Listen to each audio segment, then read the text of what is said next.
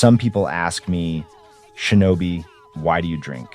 The answer is simple. I have to deal with all the absolutely retarded Bitcoiners on a daily basis. So I decided if I have to deal with all you fucking morons, then you have to deal with me on my terms. Welcome to Cooking with Shinobi.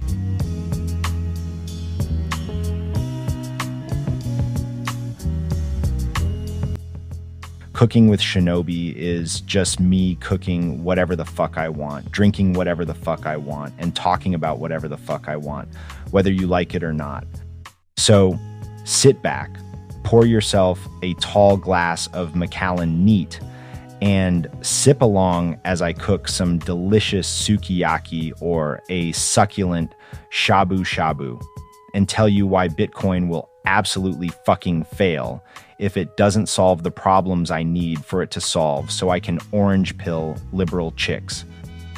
You can check out Cooking with Shinobi wherever I decide to release the episodes, whenever I decide to release the episodes. You won't want to miss it.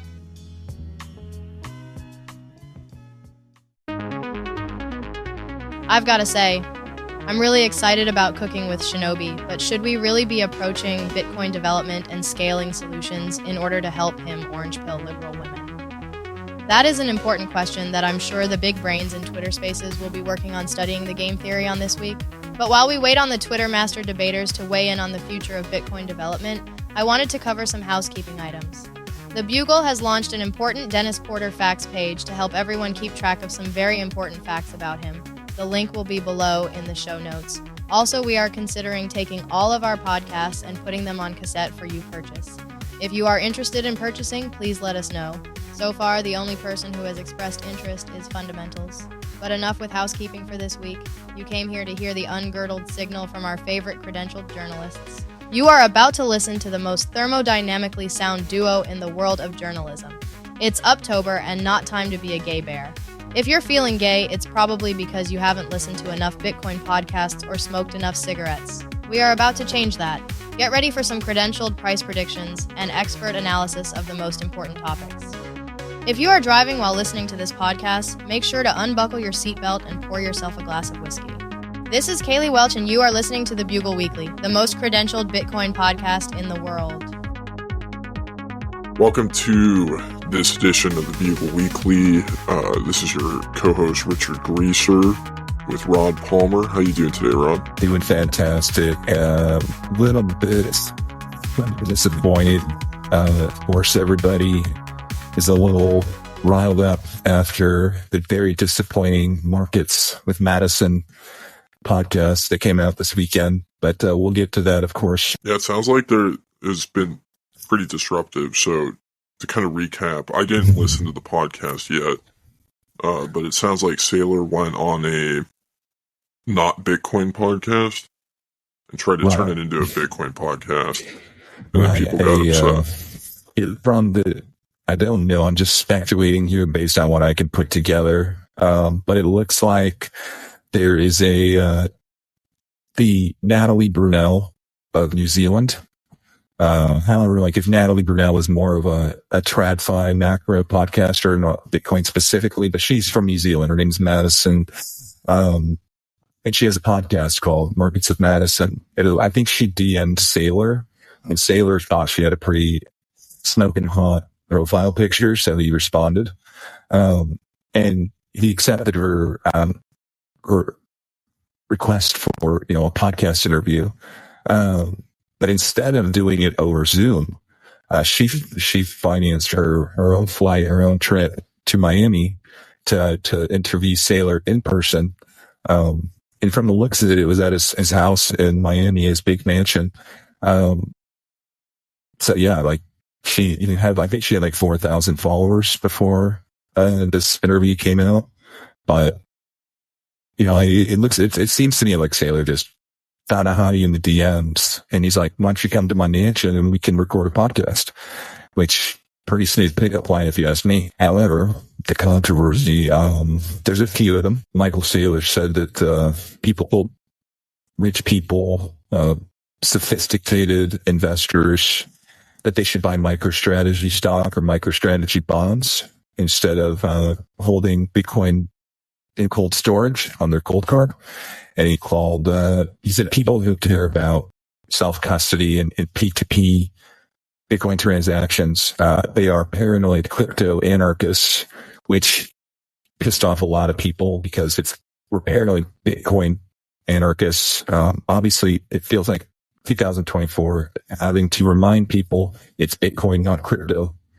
But yeah, like some people were mad he said crypto. And they were mad about a few other things about what he said. He dismissed the threat of a 6102 executive order to seize private keys. But I tweeted about this morning. If a pretty girl DMs you and asks to put a camera in your face and asks you how do you personally avoid paying your taxes and how do you protect your Bitcoin from executive order 6102s, if you're smart, you just smile and you tell her how much you value compliance. You pretend you're at a PodConf organization, like some kind of PodConf, like a compliant conference. I think Saylor was just podcasting adversarially. I think that he wanted to meet this hot babe in his DMs, but he was being careful. He didn't want to compromise himself. He didn't want to compromise his offset. Yeah. I mean, I think he brought up this really important point, which is Bitcoin, not crypto. There's this long storied tradition of people referring to themselves as crypto anarchists. And, it started prior to Bitcoin's existence. So before people knew that it was Bitcoin, not crypto. And so I think it's time for people to update, their philosophy name, if that makes sense, to reflect that Bitcoin is already won and that crypto's shitcoins. Yeah, I think he just said crypto anarchist because, whenever you're on a first podcast interview or a date with a chick, sometimes you just want to impress her and let her know that some of the OG, sometimes people talk about the old movies they've seen that girl might not have heard of. Well, saying crypto anarchist is like letting her know, like I'm a real cypherpunk. Mm-hmm. Yeah. Like the indie bands that you listen to that nobody's ever heard of. Right. Like I like Shinobi. He likes to post lyrics and Spotify links to old punk bands, old indie hip hop, independent artists. I don't think any of his female followers know any of those bands are, but at least they know he's got esoteric musical tastes. Yeah, I mean, there's this type of individual that exists that they listen to music that nobody else listens to. And then the second that somebody else listens to the music that they listen to, they have to find different music because it's not cool anymore. Right. Like this is like people like Vlad Kostia and some of the other, super hardcore guys on Twitter. They liked Bitcoin until it became mainstream. And as soon as it became mainstream, it's stupid. They don't like it anymore. It's popular. They've got to find the next indie thing to only they can like it and so they can feel like they discovered it when they tell their friends. Well, it's pretty interesting. So, I just looked up this lady who posted the interview, the Madison Ridey. I don't know how you pronounce the name in Australian. But I wonder if she kind of looks like the Australian breakdancer lady. Yeah. That's what I was thinking as well. I mean, it might be the same person. That would be pretty wild. So, for listeners who don't understand, what we're talking about, there's this thing called the Olympics, which is essentially a big globalist circle jerk where, a bunch of athletes from all over the world get together and compete.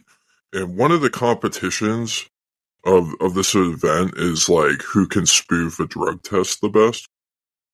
And so there's this lady from Australia that was a breakdancer that, many thought like she cheated her way to the position because she was not very good at breakdancing. And she became kind of a global phenomenon. And, people were giving her a real hard time. And I don't really understand because, I think she was just trying to fake it until she made it, No, the Olympics is like basically statist sports ball. And like when it comes to like basketball or track and field, those are pretty easy. You find the fastest, tallest people and you just put them out there and you let them, follow the rules. You let the incentives play themselves out. But some of it's a little bit more subjective. So like the statist breakdancers it's like you would expect. If you would go to the DMV, the efficiency, professionalism of the DMV, it's terrible. You'd be like, who hired these idiots? When you get to like statist breakdancing, it's the best, it's the best PhD government breakdancers. That's what you kind of get when you play statist sports ball. But Shinobi, he had a very emotional reaction to the Markets with Madison podcast last night. And he said, Saylor is a fucking spook. What's your reaction to that? Or have we decided if Saylor a spook or is Saylor a double agent posing as a spook, trying to help? Well, there's this rumor that he's gay. And okay. I think we need to confirm. Where does that rumor come from? Do you know? Where did that originate? Or what is yeah. I mean, it's hard to say, because theoretically, if he was gay, he'd probably try to suppress that information. You know what I mean? Because, he would have a hard time on podcasts and conferences, if everybody walking by him or every time he tried to talk, somebody just responded and said, huh, gay? Right. And it just has to do with the community that, he's trying to cater to, people wouldn't buy as much MicroStrategy stock if they found out he was gay. Has anybody tried to, so the Satoshi documentary on HBO, the documentary filmmaker knew that Adam Back and Peter Todd would never genuinely answer a question like, are you Satoshi? So he just asked them in multiple different scenarios, in multiple different contexts, together and alone. And he just focused on how they reacted and let the audience decide. Do you think that a podcaster should ask Michael Saylor if he thinks Lynn Alden is hot and just watch his reaction to determine if he's straight or not? That's such a great way to figure out if somebody's gay. That's like the best way. Like, if you don't think that Lynn Alden's hot, you're probably gay. Exactly. Yeah, they're absolutely brilliant. I mean, so this is kind of, what people need to understand is journalists for a very long time have been working on ways to determine what is reality, what is truth. Right. We don't have polygraph tests. We don't believe in pseudoscience. Like, polygraph tests is kind of like chain analysis for trying to determine the truth, where it's essentially just like made up nonsense. But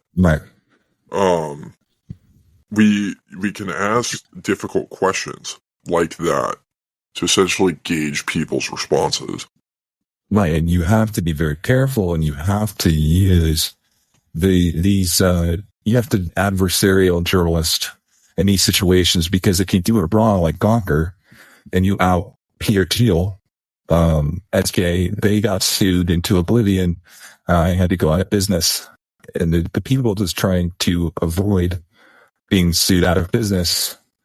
So it's not as easy as just digging up dirt and publishing the evidence. We have to find a way to get the individual to answer the question truthfully themselves, and just use that reaction as a guide. But yeah, essentially, like I don't know where the origin of the rumor started from, and that's probably one of the problems with the internet is it's hard to determine where that came from. Like maybe it came from a private Telegram chat. Maybe it came from, somebody's revelations at a conference. A yacht party. Some activities on a yacht party. Yeah, I mean, he shows up to the Swan Sex Cult, and instead of, going after some of the lovely ladies that were provided there, he chooses a dude, who knows? Or, it could just be that, people assume that he's gay because somebody, like, he told somebody that he worked for a federal agency or was somehow affiliated with the feds. Yeah, right. Okay. So that's the Spook angle here is people is basically, I guess, the way I would put it, until we have proof, I think that, speculating or hinting about Michael Saylor being a federal agent is homophobic, because that's why they're doing it. It's a homophobic dog whistle. They don't want to use homophobic slurs or be seen as intolerant, because that's how you kind of get banned from Bitcoin podcasts. So, but if you call somebody a Fed, then, you're doing the dog whistle. You're getting the same reaction without having to say it. There's also another theory that Saylor is just cosplaying as a Fed because Halloween's coming up, and he's essentially dressing up as a Fed publicly. Right. Halloween is, everybody knows it is a spooky holiday. And some people just have different interpretations of spooks, ghosts, feds, CIA agents. All of those are scary. So, he's just, he might be LARPing like everybody else on Twitter. So, say if you're a meetup organizer and you don't want any federal agents to participate in the meetup, does that make you homophobic? Well, it's hard to deny that is probably part of your motivation. There's a lot of people who they are a little unsure of their personal identity. Maybe they are worried that, they might say something like, I don't have a problem with feds as long as they don't try to convert me to be a Fed. Mm-hmm. And some of those people might be worried that if a Fed tried to recruit them, that they would like to try it. They would like to try out being a Fed. Mm-hmm. Some people experiment with being Feds. Like some people experiment with like women. They'll make out with each other in college, and young men will enlist in the military to experiment with being a Fed.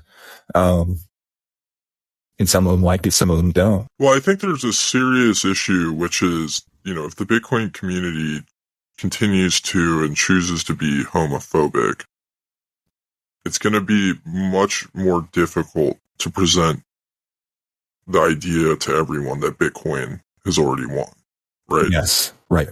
That hinders mass adoption for sure.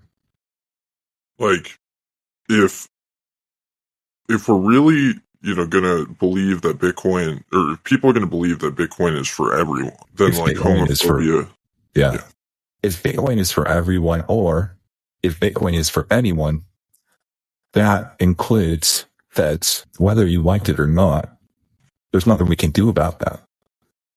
So this puts the Bitcoin anarchists in a pretty difficult position, which is that, like, they don't like statism, they don't like status, but if you're not going to be tolerant of people with different political views, and it inherently means you're homophobic, and that's not good for Bitcoin. No. Like, what do you do with that? Like, do you have to change your political views to be more tolerant, or Like, how do you handle that? How do you It's handle not, like believing what you believe? it's not just enough to be, I mean, do we have I guess for lack of a better term, we'll use homophobic to refer to people who are anti-Fed. It's not just enough to not be homophobic. You have to be anti-homophobic. You have to actively do the emotional labor of not being prejudiced against people just because they have different political views than you, just because somebody believes that it's important to vote and that it's important to follow the rules of democracy and it's important to pay your taxes. You can't discriminate against people just because they have those beliefs. That is against the Bitcoiner ethos. So, like, how do you prove that you're not homophobic? I guess that's like one of the really important questions. Like, do you have to, like, how do you prove that you're an inclusive person to build that credibility? Do you have to, like, engage, in homosexual? Like, you have to go and like make out with a dude? Is that like how you prove it, or you can prove that you can prove it by buying shares of MicroStrategy. You're putting your money where your mouth is. You are essentially saying, without actually sucking a dick, you're doing that metaphorically by putting your time and your energy, monetized time and energy, into, the regulated stock market. And that's you're proving, hey, I am not homophobic. Well, one of my fears is that, in this community, there's a lot of Bitcoin anarchists, right? And they don't believe in paying taxes, partially because they can't afford to pay taxes. They don't make enough money to afford to pay taxes. Right. It's like a very like privileged position to be able to say, hey, I can afford to pay taxes in our society today. And like Gladstein talks about this all the time, about like how Westerners need to check their financial privilege because, many people in the West can afford to pay taxes, whereas a lot of people in the global South can't. They don't want to buy MicroStrategy. So like they inevitably cannot prove that they're not homophobic. Yeah, no, that's a real problem. One of the things that Saylor was accused of in this Markets of Madison interview was saying, he's pumping his bag, saying that he accused people like NVK, the guy at Seedsigner, and others, they're saying that they stir up this FUD, this anxiety over government confiscation, banning Bitcoin and stealing it from individual holders. He says they drum that up so that they can generate demand for their products. And he was basically shilling his MicroStrategy bags, his product. And I think that's what some of these Bitcoin anarchists, what they do is they can't afford to pay taxes. So they're kind of shilling the strategy, the politics, the ideology of what benefits them personally, instead of thinking about people who do pay their taxes and can afford to pay their taxes. They might not necessarily identify with this anarchist ideology. Yeah, I mean, it just seems like Saylor's in a really difficult position, because he's having to operate and sell a product in a community that has expressed very high levels of homophobia. You know what I mean? Mm-hmm. And so if he is a gay man, it just puts him in a weird position to essentially like be in a community that doesn't accept him for who he is.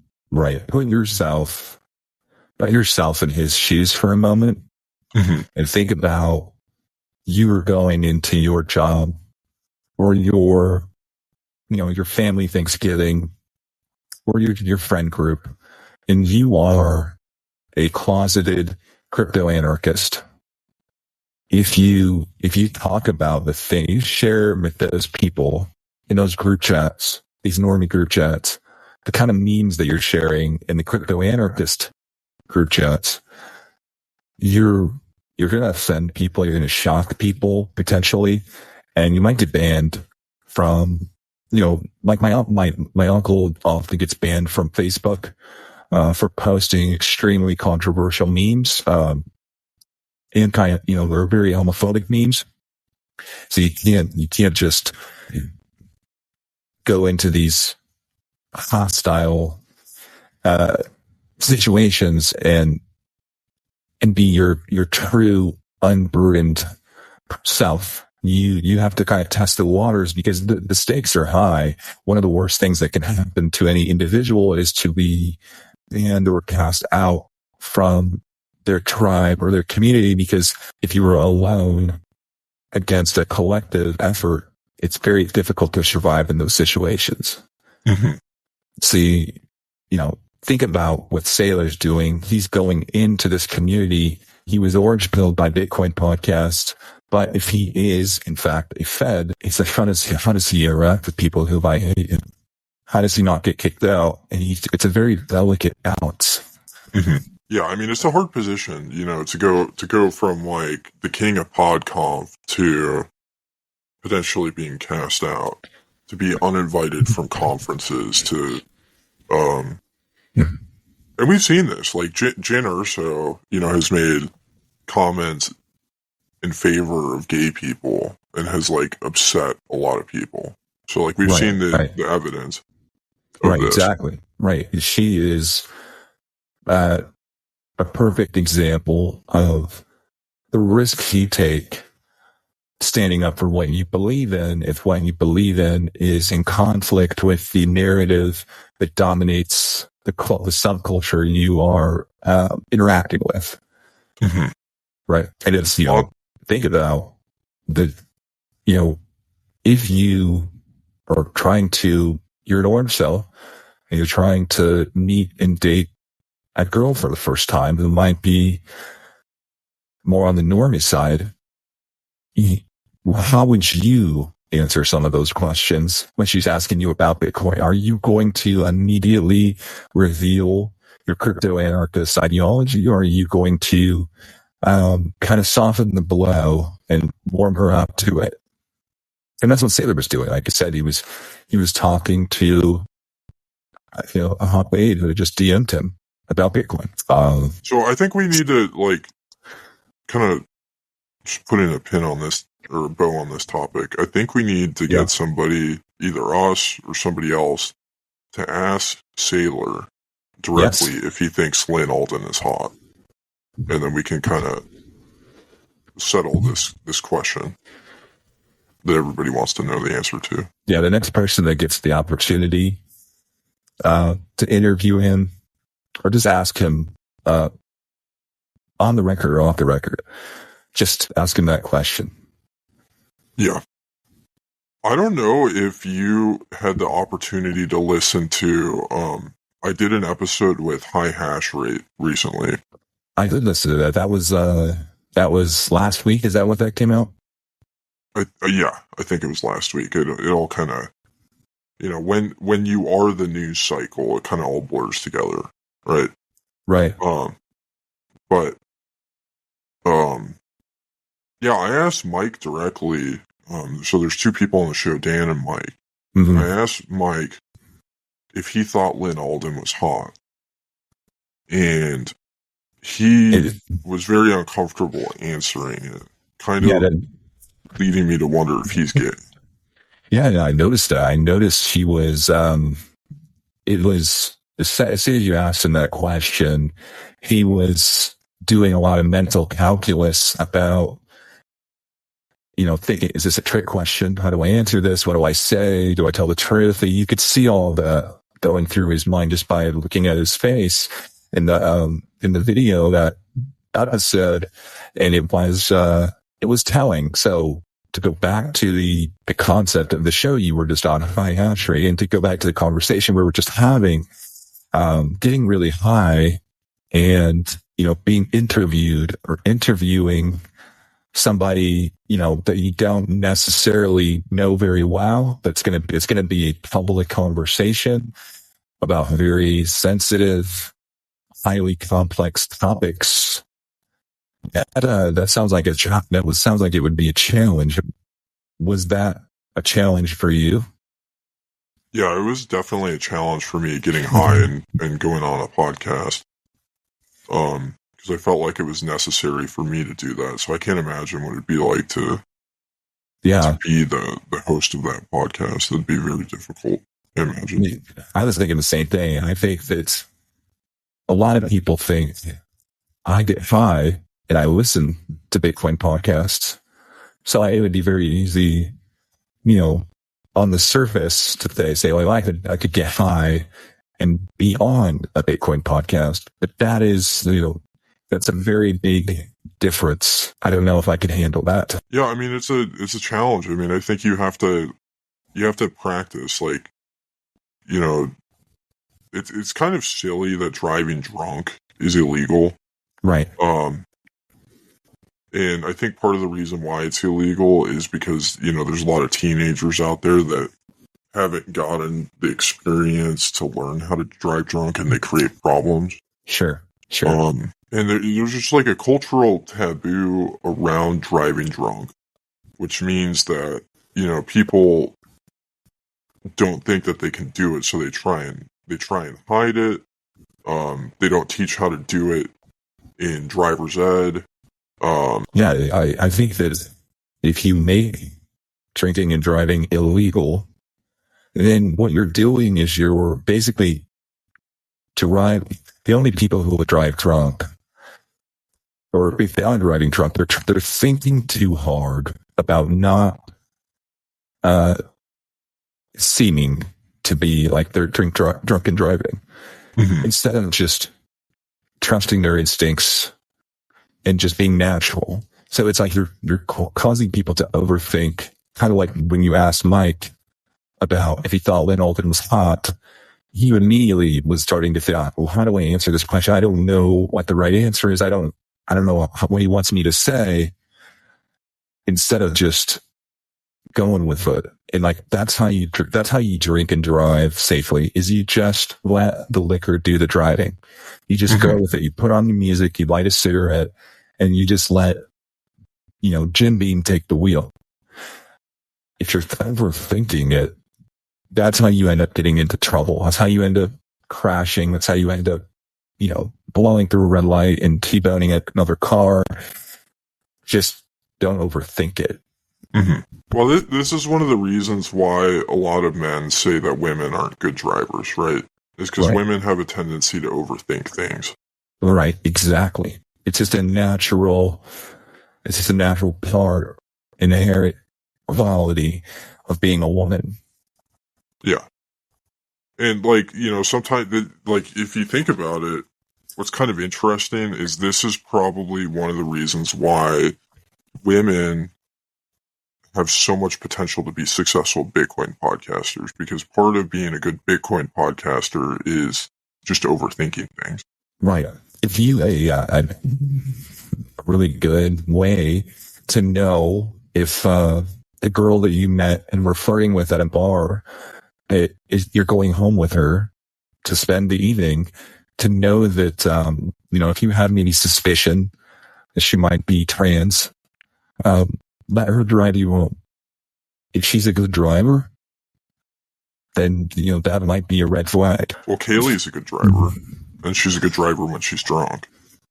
And I'm pretty sure she's not trans.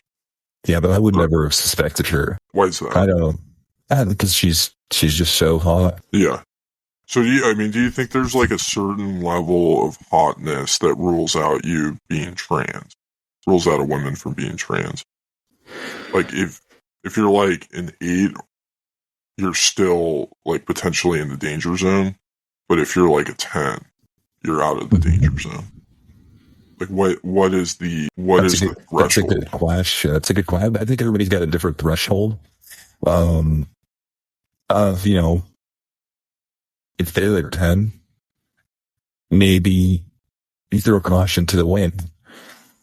If they're at 7, you're probably going to be there's going to be more scrutiny over your decision there.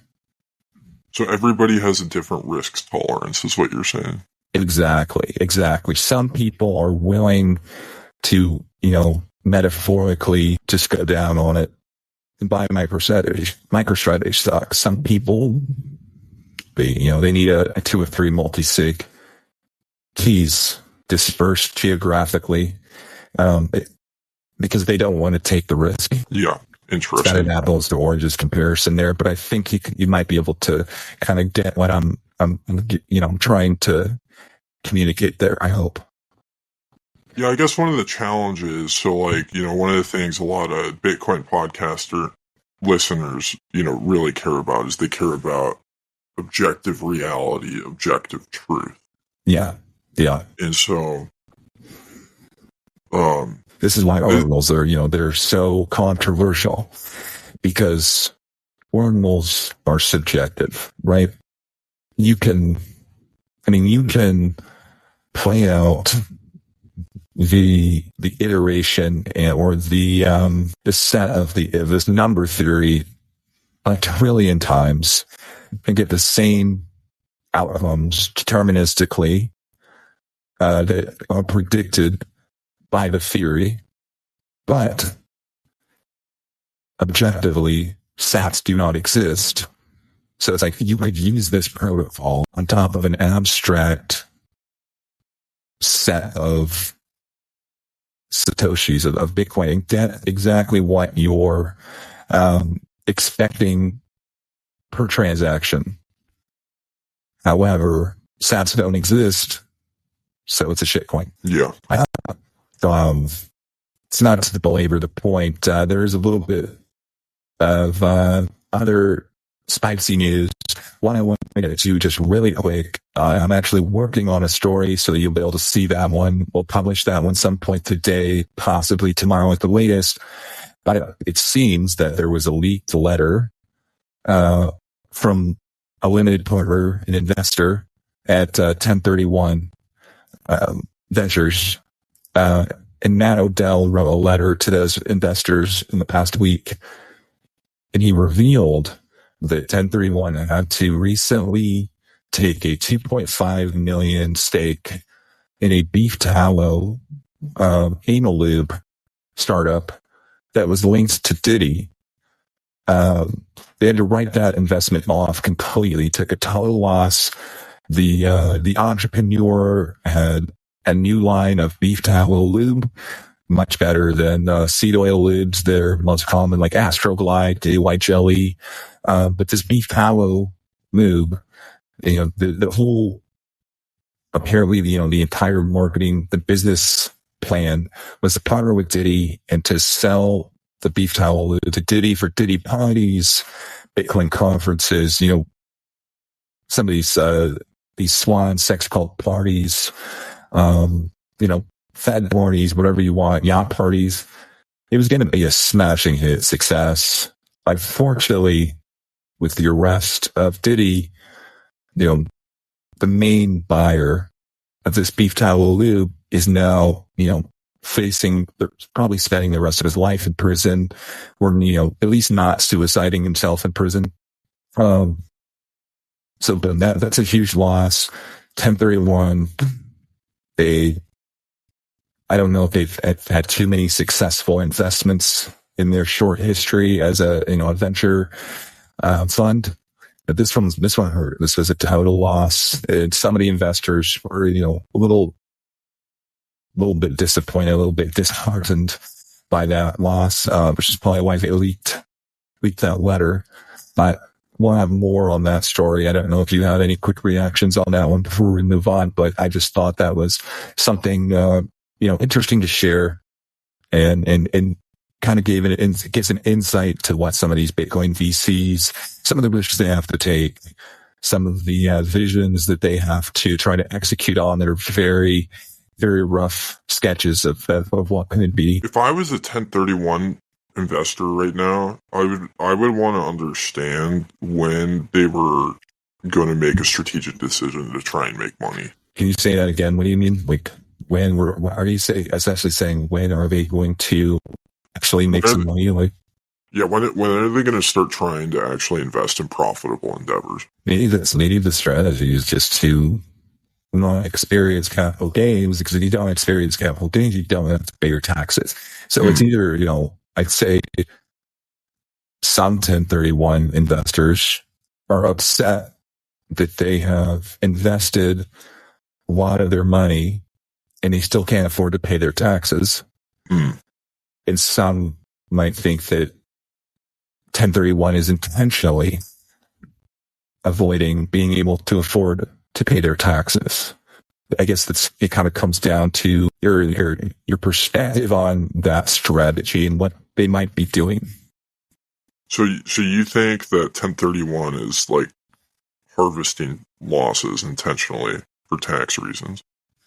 To make it more... If 1031 was intentionally losing money to not be able to afford their taxes, what would they be doing differently than what they're doing right now? I'd say there's an old saying, which is the purpose of a system is what it does. And if 1031 is losing money, I would assume that that's the purpose of that fund. Well, that makes a lot of sense because while Bitcoin makes it easier for you to afford taxes because it goes up in USDT value so quickly, still there are capital gains that need to be paid for that increase, right? Right. And so if you can harvest losses to offset it by investing in, different projects that 1031 finds interesting, that's the way to do it, apparently.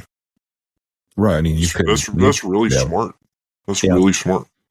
It is really smart.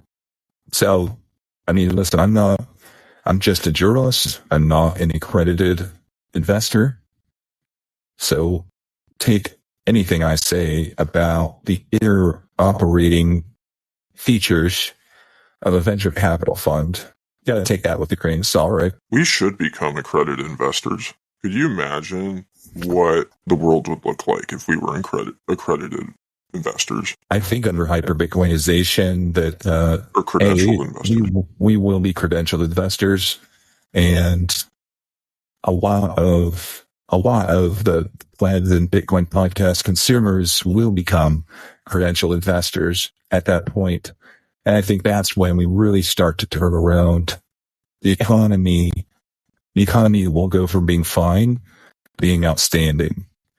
And I think it will be the result of orange-pilled credential investors realizing that real estate is a shit coin, stocks are shit coins, bonds are shit coins. The only thing that you should put any of your cash flows, money, savings in is Bitcoin, and the rest of society will just totally it'll just go to me. It'll be so great. Mm-hmm. Man, I just had a thought about Saylor. So, he kind of blew up last cycle because he said there is no second best crypto asset. And so I'm kind of wondering why somebody should buy MicroStrategy stock when they could buy the underlying asset in Coinbase, who custodies the funds for MicroStrategy, if that makes sense. Yeah. That is the question that he's had a hard time answering. And I think that he tried to tell the Maddie about, he tried to give her that thesis, and he talked about different metrics of volatility measures, different metrics of upside relative to potential risk of downside, and how you could use those calculations. But at this time, if you're not a credentialed investor, you can't verify those strategies. You just don't have the qualifications. And so as somebody who doesn't have those credentials or qualifications to fact check or verify the validity of Michael Saylor's claims, I'm going to essentially punt. I'm going to set that aside. It's hard. I can't criticize that. I don't have the credentials to do so. I would hate it if somebody without journalistic credentials question my work. So it's hard for me to, make me a hypocrite to do that to credentialed investors. Yeah. Like Hula Magoo. Some people don't like what he says, but he's a credentialed investor. So you have to have credentials if you want to argue with him. The other piece of the news that I thought was pretty interesting this week, and I wanted to get your reaction to, was it started out as a controversy that Mempool was bribed by Eddie and his Ordinal Shitcoiner army to basically put an emoji and a little flag with different colors on some of the mempool features, mempool.space, to basically identify if a transaction contained ordinals, inscriptions, BRC20s, runes, any of that, like we said, that subjective nonsense that they're spanning the chain with. There was a big controversy, and a lot of it was coming from Mechanic, Loot Dash, the Ocean, the people associated with Ocean Pool. And then a tweet comes out late last week from Monautical, and he espouses the fact that allegedly people from the runes ordinals community have been bribing Ocean Pool to secretly include ordinals transactions in their blocks. So when they don't find a block very often, but when they do, they need that block to be valuable in transaction fees, so that they can pay out the people that are contributing half to their pool. And by identifying very easily, so somebody who doesn't have to have a cypherpunk PhD to look at all these transaction hashes and determine, that's an ordinals transaction, or that's a rune. Mempool made it very easy to tell, and they started to see what was going on with the bribery at Ocean Pool. Again, all alleged, which incentivized Ocean Pool to be very publicly and come out or being very publicly against this new mempool.space feature that Udi and the Ordinals gang paid to have added to that user experience. It's a lot going on there. Yeah, it really is. Yeah, I don't really know what to make of it. Yeah, that is, that will unfold. So we will follow those developments. I think one of the important things to take away from this is, oftentimes when a story is developing like that, it's okay to not have an opinion on it immediately. Agreed. And I think this is one of the mistakes like a lot of our colleagues in the world of journalism make, is they're all geared up, they want to have their opinion, they want to have their comment in immediately. Yeah, everybody wants to have a reaction. Everybody wants to be the first to report a story. And some people think that journalism, bachelor's degree of journalism and credentials means that you are the best at being quick to cover a story or to uncover a story. But also, having credentials means that you have the discipline and the wisdom to know when the general public is not ready to hear about a story. It's not ready to know the news, and you just have to use that judgment. Yeah. It's about having self-discipline. That's what it's about. Yeah, then your time preference, essentially. If you have too high of a time preference as a journalist, you will have to retract and correct a lot of stories. The more you do that, the less, the less of a reputation that you're going to have with your viewers. So just as a journalist, learn to lower your time preference. Not so, everybody can be Dennis Porter and can successfully concoct a break tweet. Don't soil your reputation and nuke your brand trying to compete with Dennis Porter. It's a fool's errand. Well, I know Bitcoin Magazine has had a tremendous amount of issues with this, where and they have some real credentialed journalists over there. So I think, like, you know, there's this kind of like difficult situation, which is like, you know, credentialed journalists aren't infallible, but they're still superior to like the average non-credentialed journalist. Right. Yeah, I think when it comes to Bitcoin Magazine, they're a great example that you highlight because they never share sources. They like to break big breaking news without following up with any sources.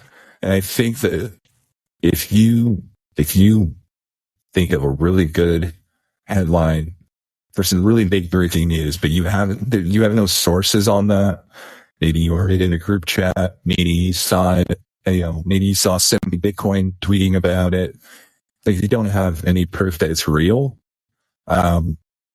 Wait until you have a source before you post it. Lower your time preference, and you'll avoid a lot of embarrassing situations. Yeah, sometimes you have to wait for the story to develop. And right. That's one of the challenges. Like I get people all the time that are tagging the Bugle on Nostr and Twitter, and they're like, why isn't the Bugle covering this? And, you know, like there's two reasons why the Bugle, you know, doesn't cover stories sometimes. One is because we're not Dennis Porter. We can't be everywhere all at once. And then the second one is sometimes we're just, you know, we see the story and we're just waiting for it to develop a little bit more. Yeah, right. Before we It's like being on a hurricane. It doesn't start as a hurricane. It starts as, you know, a disturbance, a tropical depression, tropical disturbance, and it kind of moves up to a tropical storm and becomes a hurricane. News starts out as a rumor or gossip or speculation, and it slowly develops into a news story, and until something has reached the objective or the conventionally agreed upon state at which it goes from a rumor or speculation to a story, you are taking a lot of risks by reporting it, unless you're honest and say this is just a rumor, but don't call a rumor news. Well, I mean, if you want to report on the rumor, what's like before you publish a story, oftentimes you have to create your own citations, right? So you have to write the articles that you're going to cite, right? So there's more work to it than a lot of people realize. That's why academics, like Turin Ross, or so, people sometimes criticize them because they're spending so much time bogged down in peer review, writing research, having to debunk others' research. But what they're really doing is they're creating the sources and the citations that they need to write more research, that they can cite their previous research and citations. We have in Bitcoin, we call circular economies, and in academia, it's, you know, circular citations, circular research. This vibe has been debunked by my peer-reviewed research that cites my previously peer-reviewed research, and you just have to build. It's like a piece of academic research, peer-reviewed academic research. How do you know which piece of research is if you have two pieces of conflicting research, how do you know which one is correct? The one with the longest chain of self-citations and peer review is why in academia, that's the chain with the most work, so to speak. So that is the academic research or the academic paper that you should always consider the correct one. It's the one with the longest chain of peer-reviewed research and citations. Well, I don't know. I mean, I think there's some problems here because under that logic, Cardano would be the correct cryptocurrency. Well, that's proof of stake, though. That's proof of stake. Yeah. Not proof of work. So writing a peer-reviewed research paper for a credentialed university is proof of work. If research was written by somebody like Bill Cosby, who has a lot of honorary PhDs, who he didn't have to earn those credentials, that would be like a proof of stake situation. So maybe the way to think about Cardano is, Charles Hoskinson essentially created an unregistered security. Right. And while his peer review process discussing the unregistered security is on point as far as what the expectations of peer review are, the fact that he's researching non-compliant unregistered shitcoins makes it kind of null and void, if that makes sense. Exactly. It's procedural. When you get into credentials, you get into these very high level conversations. And you see this especially in lawsuits and legal cases. You can have a slam dunk story, a slam dunk headline, that if you mess up any of the small but very important procedural steps, your work becomes worthless. Well, it's a really interesting chain of thought. I didn't realize we've been rolling for so long. So I wanted to get into the biz. Before, I wanted to cover one more thing just quickly. We don't have to spend too much time on it before we get into the biz, which is we just published last week. And if you want to read this, it is pinned to the top of the Bugle's career timeline. It's Dennis Porter facts. And right now, we have a list of Dennis Porter facts that you can use to share with friends and family, share them at your meetup. Really funny stuff. If you've heard of Chuck Norris jokes, Chuck Norris facts, these are very similar, but they are Dennis Porter facts. I got a kick out of them. Fundamentals from the Rock Paper Bitcoin podcast. He contributed to the Dennis Porter facts. This is open source. Anybody is free to contribute. So hit us up on Telegram if you thought of some funny Dennis Porter facts that we did not think of. So just go check that out. And, feel free to take some of those Dennis Porter facts, make memes out of them. Like I said, open source. If you want to attribute the Bugle, when you make that meme, please do so. But if you make up your own, you don't need to do that. But yeah. Yeah, I mean, it's really nice. I'm just, so grateful to have a person like Dennis Porter in our world, in our ecosystem, in our industry, because like Bitcoin really needs this like Chuck Norris, Steven Seagal type figure to help people figure out that it already won. Yeah, absolutely. Like I said, people in this space especially, they value objective reality. And objective reality is really just a fancy way of saying power. Who has the most power? And I think it's pretty objectively easy to see that Dennis Porter kind of represents that apex alpha predator of the orange pilling community. I agree wholeheartedly. I mean, he's kind of like the Siberian tiger or the African lion. He is that alpha predator for sure.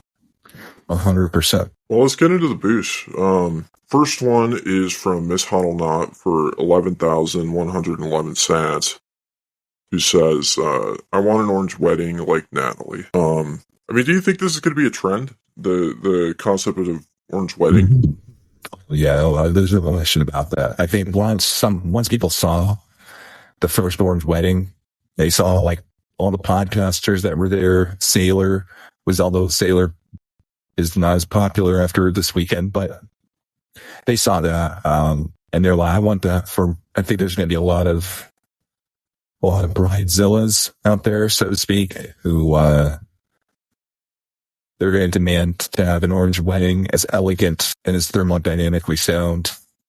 I think if you want a thermodynamically sound nerd, it starts with the wedding. But yeah, I see that as a trend. Absolutely. I mean, again, this is just one more example of, one of the trade-offs of having women in and around Bitcoin is that they might try to get you to spend your stack on a wedding. Yeah. Again. We've said this time and again. Women, it's about, it's a blessing and a can't live with them, can't live without them, blessing and a curse. We need them in our lives. We love them. That they will end up making us sell our Bitcoin some way or another. They will figure it out. And until Target accepts Bitcoin, the biggest threat to our stack, especially if you're a father, if you have an orange pilled daughter and she's getting married and you've been saving Bitcoin for a long time, she's going to get you to spend it. You're going to have to now worry about, does my daughter want an orange wedding? So do you think fathers should be limiting their daughters' exposure to Bitcoin podcasts? Wait until they're married and let their husbands orange pill them. That's it. You don't want to spend your Bitcoin on an orange wedding, essentially. I mean, I think it's kind of inappropriate for parents to orange pill their kids. You know what I mean?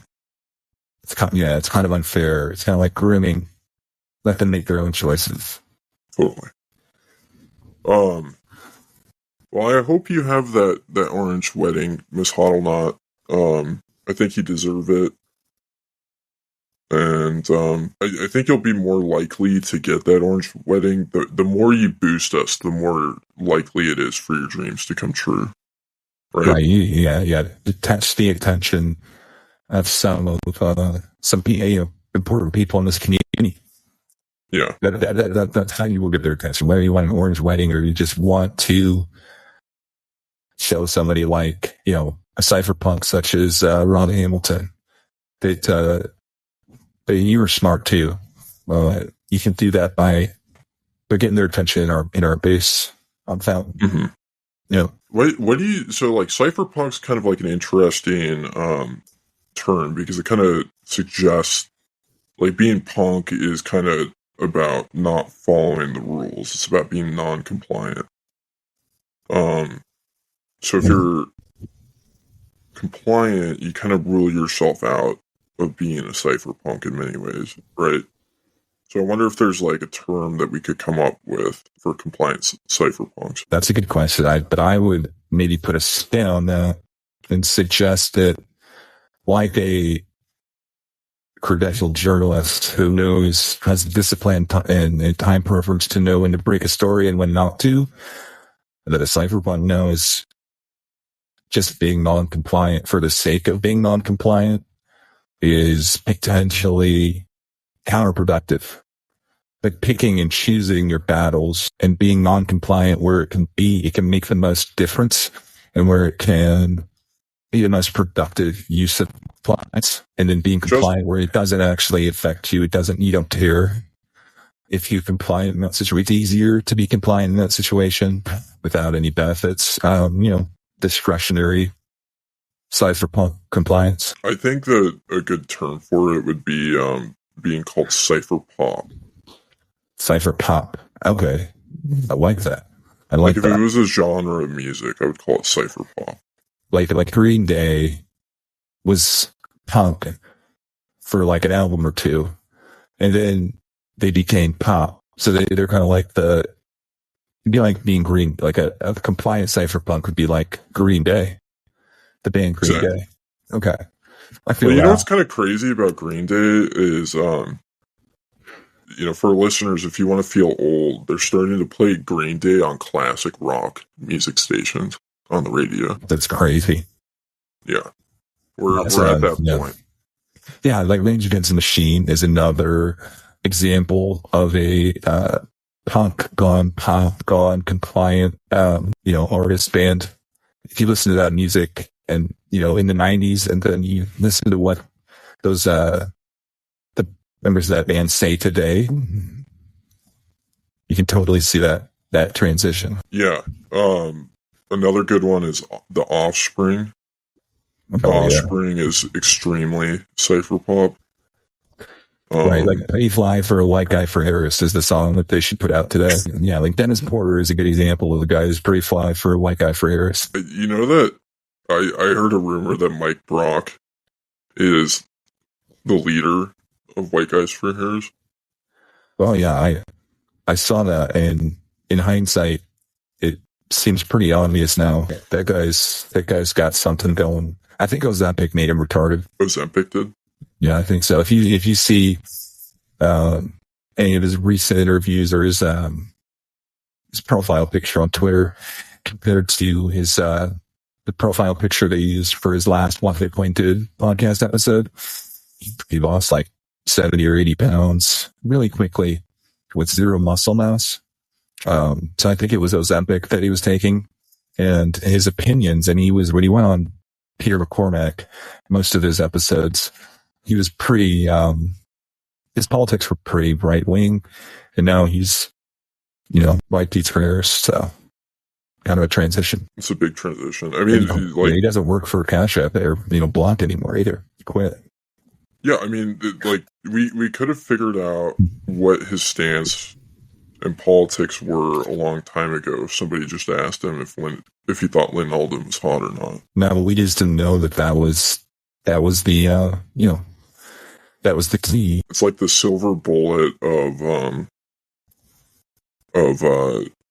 interview questions. Well, anyways, thank you for the boost, Miss Hoddlenut. Yeah. We appreciate the support, and I hope you have a nice, beautiful orange wedding. Just not with me. The next one is from I Did 2000, 100 cents. Europeans are not based because the cigarettes they smoke are KYC. I honestly, again, a very simple axiom to identify what's wrong with. Well, there's a lot of things wrong with Europeans, but it really, boiling it down to a meme, they smoke KYC cigarettes.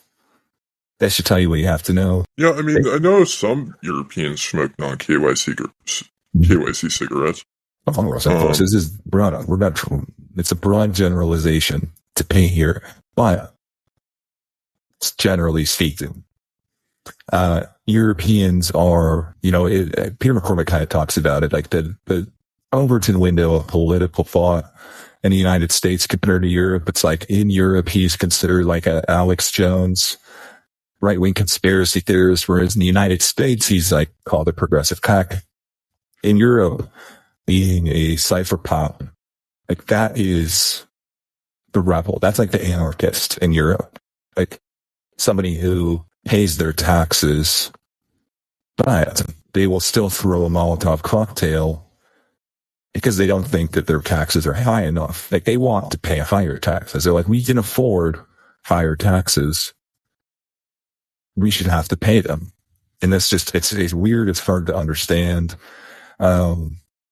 Their version of anarchy in Europe is like Marxist, which doesn't make any sense. It's hard to understand the European mind. Most of the based ones, they listen to American podcasts. They come to American conferences. A lot of them move to El Salvador. Some are in this hemisphere. But yeah, or Eastern Europe. Eastern Europe's not the same as Western Europe. Eastern Europe is a lot more based, a lot more non-compliant. But yeah, it boils down to the KYC cigarettes at the end of the day. Well, I think, one of the things that makes Europe difficult compared to America is it's much, it's very like culturally diverse. So like in America, if you went to like a good government approved school, you grew up saying the Pledge of Allegiance, right? But the European Union, and that's been happening for many years, but I don't think in the European Union they have any equivalent to the Pledge of Allegiance. That's a good so point. I think there's just like a general confusion of where their allegiance is. You know what I mean? Right. Europe has been through so many, turns, so to speak, and they've invited so many new citizens into their country, who also they wanted to KYC more people. And now it's like they just don't have the rich tradition and history and culture that we have in the United States. Europe is very high time preference. People really don't have a sense of what it means to be French or English or German or Dutch. Like, that goes back much further than the 1980s or the 1970s. They see these like giant, beautiful architecture all over their country, and they don't know who built it. They don't know where it came from. They can't identify with that anymore. And I think that's probably, part of their problem. Well, they don't have a constitution. Right. And, I think people have to, really respect American culture. Fathers. Yeah, they don't have founding fathers. So, like people have to respect American culture. So, when the settlers came to the United States, they're like, we're going to clear out all these Indians so that we can build shopping malls and pave parking lots. Right. Like, that's one of the intentions that, Europeans had. They're like, there's too many people here. There's not enough space. They don't have any patriotism. They talk funny.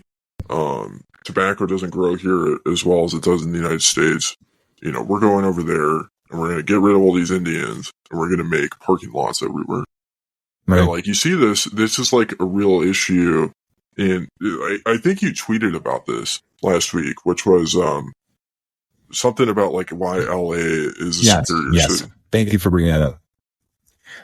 Another thing to easily identify the difference. So in the United States, if you compare it internally, which is the the sovereign city in the United States, the two biggest ones to choose from, New York City, Los Angeles. There's no question about it. It's Los Angeles. And this is a microcosm of why the United States is so much better than Europe. It's because everybody's here, has their own car, and they drive everywhere they go. In New York City, people trust. They don't hold their own keys. They don't have car keys at all. They rely on custodial government solutions like the subway system, the train, the bus, the Amtrak, what have you. In Los Angeles, they don't do that. There's none of that bullshit. They don't have like the wallet of Satoshi bus system. It is, you get in your car and sometimes it costs more money because you have to get gas. Sometimes it takes longer. Sometimes it takes more time to learn how to drive. You have to learn how to drive adversarially in traffic. You have to learn when it is the best time if you have to drive across town, you don't go at rush hour. You don't go when the ordinal shitcoiners are flooding the mempool with runes. It requires you to just take more personal responsibility, to value energy, and to value your own sovereignty of transport, of moving when you decide that you want to move. Go to Europe. They disincentivize car ownership. Sometimes it's not even illegal. People don't drive everywhere. They rely on KYC. You have the permission to ride the train, permission to take the bus, permission to, et cetera, et cetera. It's just not a sovereign mindset. Yeah. Do you know that the Lightning Network doesn't work in France? Right. Phoenix Wallet. They even built a Lightning node. One of those, like, three implementations, major implementations of Lightning, LND, C Lightning from Blockstream. And then you've got async. Is that correct, right? Async? The French Lightning. I'm not even familiar with it. All I know is that when French people try to send Lightning transactions and they don't route correctly, and the transaction fails, they just surrender. Exactly. As soon as the United States changed some regulations about their Lightning, non-KYC Lightning wallets that affected the French wallet Phoenix, Phoenix just raised the white flag. Very French movement. Yeah. Well, so I mean, you can't trust either non-custodial or custodial French Lightning implementations for that reason. Right. But which I think makes it more difficult, because France is one of the biggest economies in Europe, and they're completely off the picture because they just surrender too easily. When things become difficult, they just give up. Lightning is inherently difficult. Exactly. Hard money should be hard to use. It's difficult to get a black belt in jiu-jitsu. It's difficult to, become a surfer. It's difficult to win, the UFC title. It's painful. It costs blood, sweat, and tears. But those who dedicate their time and overcome that hardship, that struggle, they're rewarded with things that money can't buy. And that's being a sovereign Lightning node runner. It's hard. It's gonna challenge you. It's gonna make some people cry. Most girls can't do it. But if you're tough and you believe in yourself, you can achieve it. Totally. Well, thank you for the boost, bit by bit. Appreciate it. The next one is from the Broken Ruler for 1,000 sats. And this person says, what's so special about listening to 40 hours of Bitcoin podcasts? At 1.7x, 1.75x speed, that's only 3 hours and 15 minutes a day.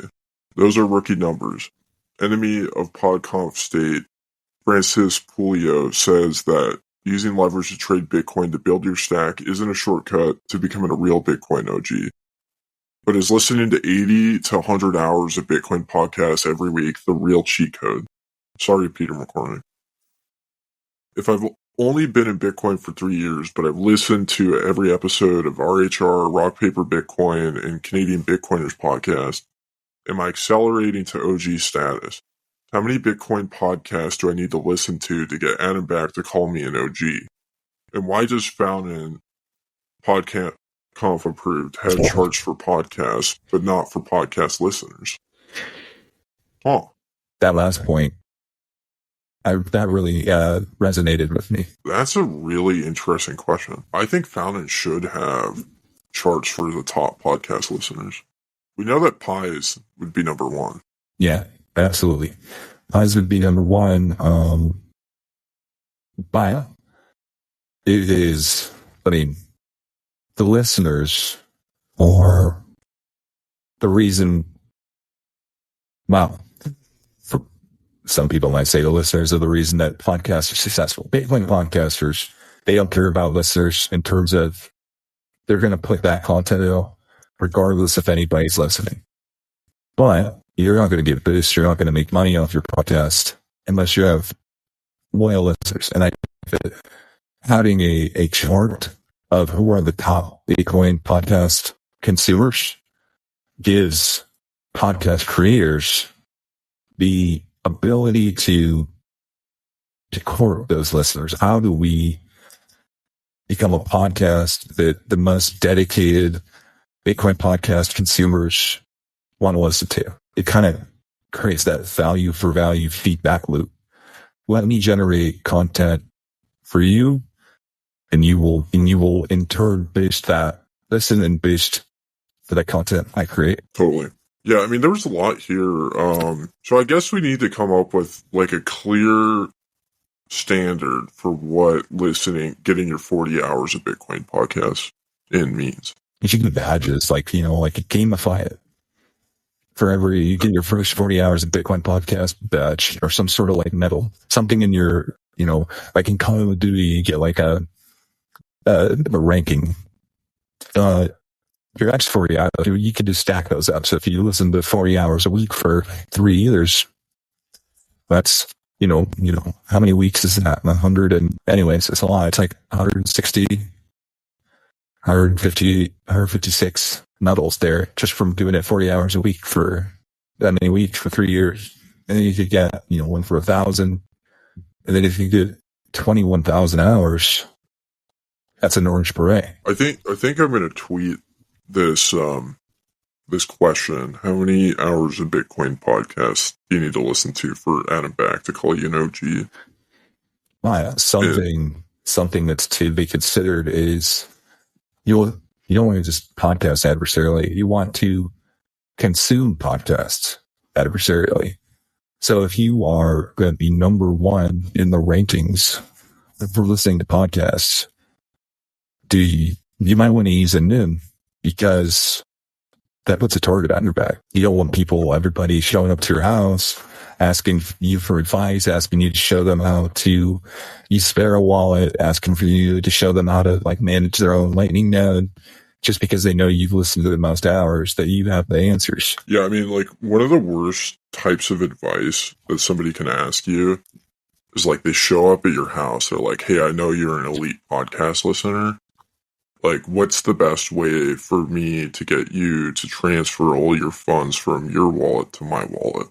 Right. You know what I mean? And you were just going to be reacting on instinct, answering this question. And before you know it, you've given up too much information. You just wanted to impress somebody with how deep your understanding of the protocol is. And you revealed your addresses, your private keys. And you made the mistake there, but you realize it before it's too late. Totally. I think we had one more here that you skipped. I think that was spam, but they paid us. So thank you, Chad T. I'm not going to say your website that you boosted in the comment because it looks like spam. If I am wrong, correct me in the base this week. But the last one is from Abile, 801 sats. It's kind of like a stable coin. His boosts are kind of like stable coins. They stay the same every week. They grade out and says, stay humble, keep reporting in news, credentialed journalistic integrity. And thank you for that one. We will continue to do that. And thank you for recognizing that's what we do. I have a sneeze that's stuck in my nose, so I'm waiting to respond before that clears. Yeah, appreciate the support, Abile. I might sneeze in the middle of this sentence. I don't know what to do about this. It's really obnoxious. I thought last episode was a pretty great episode. Yeah. I think it's just nice. It's really nice to live in a community where there's so many noteworthy people like Natalie and Sam that can, okay, I already got my first reply on the tweet. So John Osterman on Twitter says, you need to listen to at least 21,000 hours of Bitcoin podcast to be considered an OG by Adam Back. So that might be the standard, but we'll have to see. That's a lot. It's like Orange Beret status. That's OB, but the question was OG. Maybe John just thinks you were asking about becoming an Orange Beret instead of an OG. Yeah. Because, I don't know, 21,000, how many hours are in a year? Let's see. Start getting to 1.5, 1.75 speed, though. You start to accelerate the amount of hours you can get out of a year. So there's 8,760 hours in a year. So let's do some math here. So how many weeks would it take to listen to 40? So 20. So it would take 2.39 years, 2.4 years really, to achieve 21,000 hours. So it's a little over one cycle.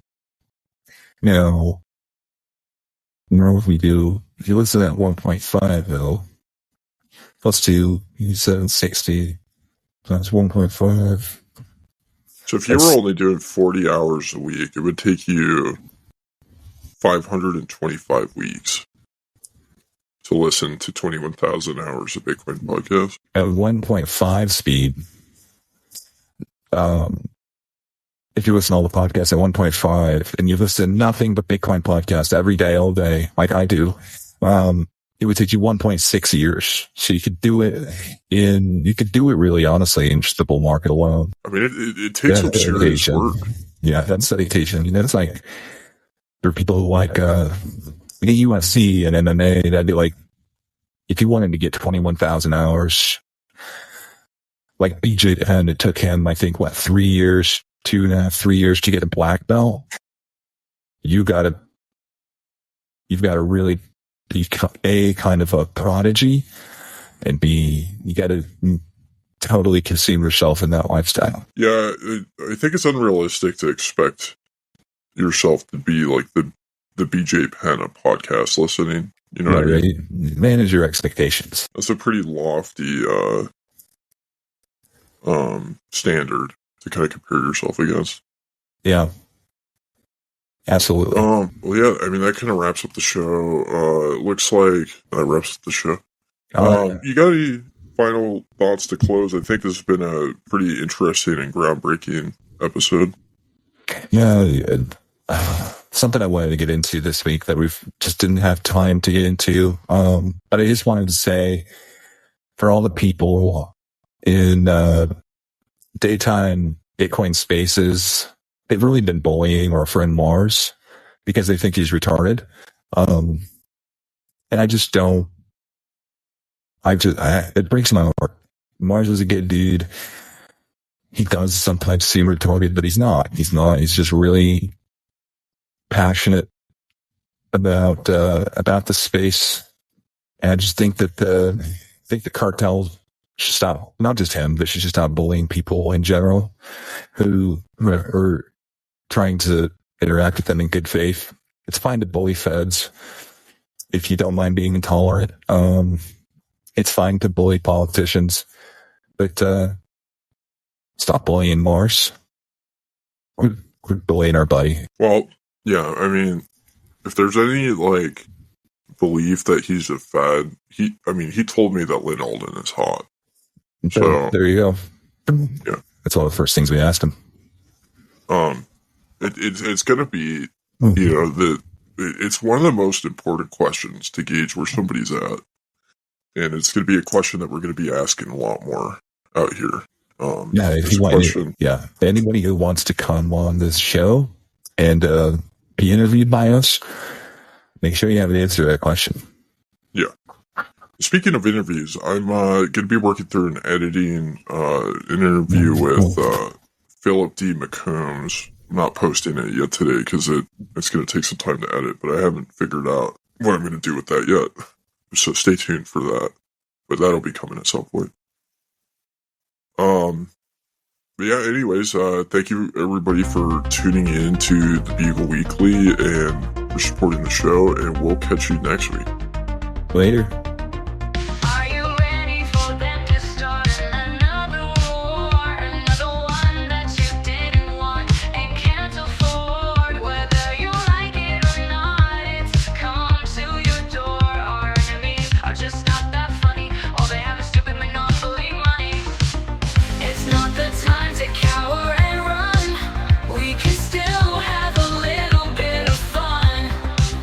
Who are you gonna give your hope and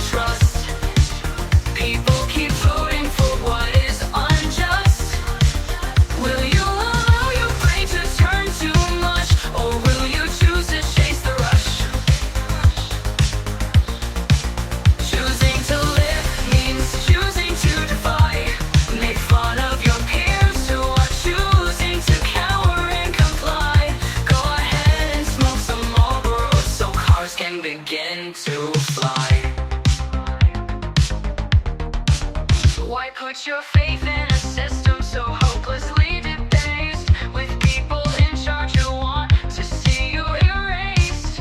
Instead, you could make fun of them with memes. Do you want to be remembered as supporting these regimes who will have a little fun, disrespect and hate over winning? Trust me, I swear this is just the beginning. It's not the time to cower and run. We can still have a little bit of fun. Who are you gonna give your hope and trust? People keep voting for what is unjust. Will you allow your brain to turn too much, or will you choose to chase the rush? Choosing to live means choosing to defy. Make fun of your peers who are choosing to cower and comply. Go ahead and smoke some Marlboro so cars can begin to fly.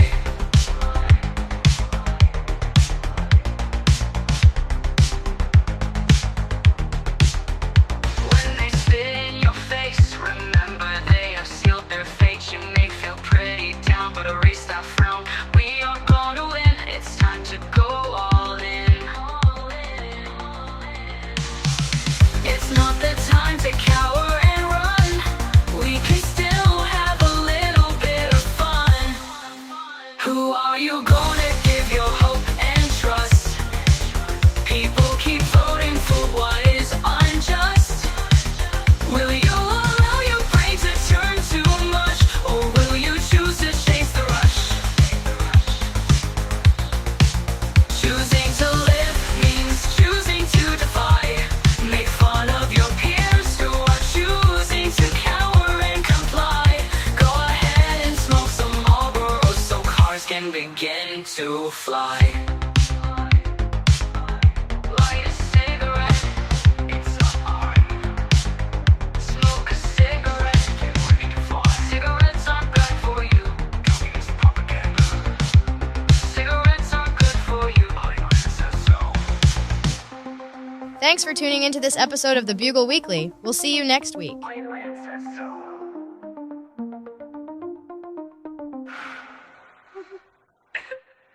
Hollywood says so.